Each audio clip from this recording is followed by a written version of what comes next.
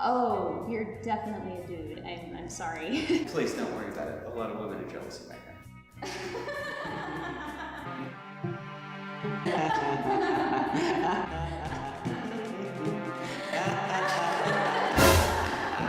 But sir, she just misgendered you. Aren't you hurt? He's not even transgender. I think I'm fine. Who is this guy? He's the concept. I'm the concept creep. Right. In order to get him to go away, we have to say repeatedly, concept no creeping. Concept no creeping. Concept no creeping. Concept no creeping. Concept no creeping. You have a good night. You too.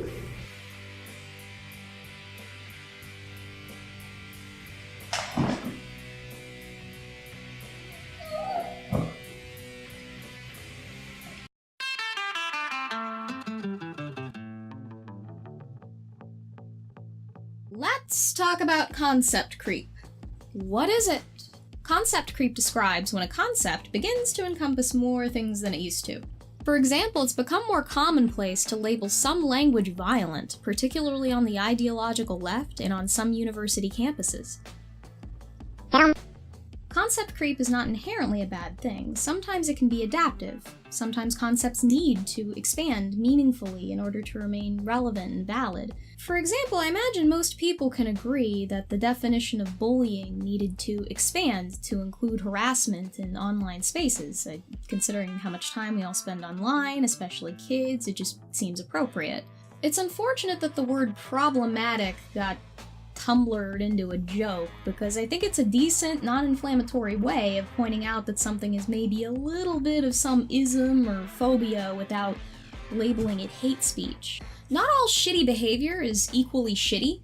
This is the reason the term microaggression even exists. I don't really like the term microaggression, most of all because I find it concept creepy, but also, not everybody knows what the fuck that means. It's like a particular flavor of rude, and I really don't like having to define words for people in the middle of conversations. I think it makes you look like a pretentious cunt. Shit, we have to talk about salience.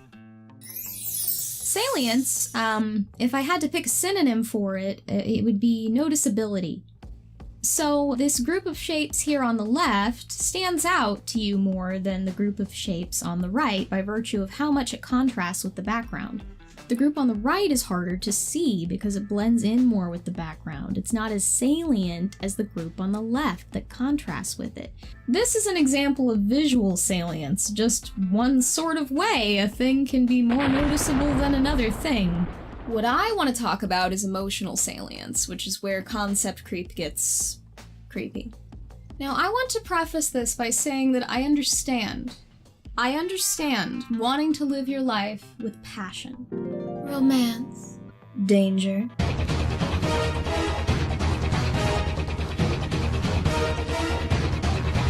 And I'll admit that it makes some intuitive sense that more impactful, emotionally salient language would maybe sway people to your side. After all, if you don't think enough people are paying attention to the problem you're trying to address, why not inflate your language to try and draw more attention to it? Well, there's a couple reasons. First of all, if your goal is to change someone's mind, emotionally salient language isn't going to get you very far. Current research suggests that emotional language leads to contagion within ideological boundaries, but not across. Who are you? Anyway, fucking Zeus?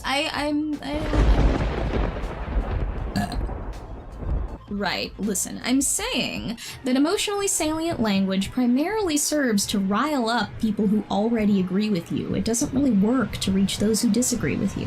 When you engage emotion through emotionally salient language or otherwise, you're activating parts of your brain that diminish your ability to be objective and open-minded.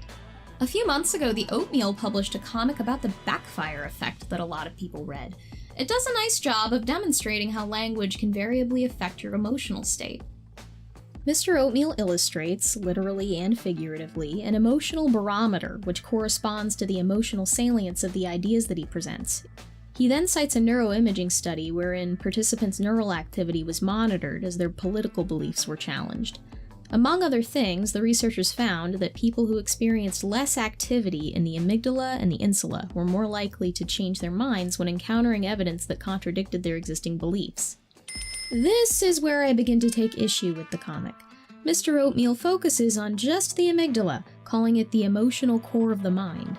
I'm sure this was done for the sake of simplicity, but it is an oversimplification. The amygdala and the insula are both associated with the limbic system, which could more accurately be described as the crux of human emotionality. There is a lot of neural real estate feeding into emotion. Primates, like humans, are very emotionally driven animals. The comic closes out with a solid piece of advice about suppressing your own emotional responses for the sake of understanding opposing views better. This strategy has neurobiological merit to it. The limbic system is likely not doing many favors for political discourse. Cultural and legislative progress is dependent upon our ability to keep level heads and find common ground we can build on. So how do we prevent from firing people up and making them resistant to listening in the first place? Well, when it comes to social issues, where concept creep is creepiest, people who don't consider themselves to be racist or sexist or homophobic, who don't have conscious beliefs that reflect those labels, they're only going to get upset when you apply those labels to them. Whether that eventually leads to some self-reflection and belief change is one issue, but think about how that feels to be accused of something like that, to be called out on bigotry. If you know in your heart, in your gut, that you aren't any isms or phobias, how seriously do you take that accusation? Does it really resonate with you, or do you think the person that accused you of that is misunderstanding you, overly sensitive, misguided, somehow wrong? Whatever's consistent with your beliefs, that you know to be true, that you aren't a bigot, you're probably going to take your own side. In conclusion, you can use dramatic, emotionally salient language to try and get your points across, but you're mostly going to be preaching to the choir. Changing people's beliefs is much harder than puffing up your language to try and make your views sound more important. So what's the moral of the story? Choose your words carefully when discussing sensitive topics. Emotionally weighted language escalates a Salience arms race that makes the tribal bullshit worse. Words aren't violence, even to your neurons. And please, stop calling people racist and sexist and whatever phobic when they're really just tone deaf or ignorant. Unwarranted accusations of bigotry are shutting down important conversations between people who are all on the side of equality. If you don't like someone's behavior because of an ism or a phobia and you otherwise don't find the person awful, please try to educate them on why you found what they did offensive without openly labeling them a bigot. I understand that's a labor, but this is part of the struggle. This is necessary work in order to be the change you want to see in the world. Multicultural human society is a delicate, mind-blowing miracle that must be patiently maintained in order to succeed, so please, calm down. So much of the internet is literally Orwellian trash cancer these days.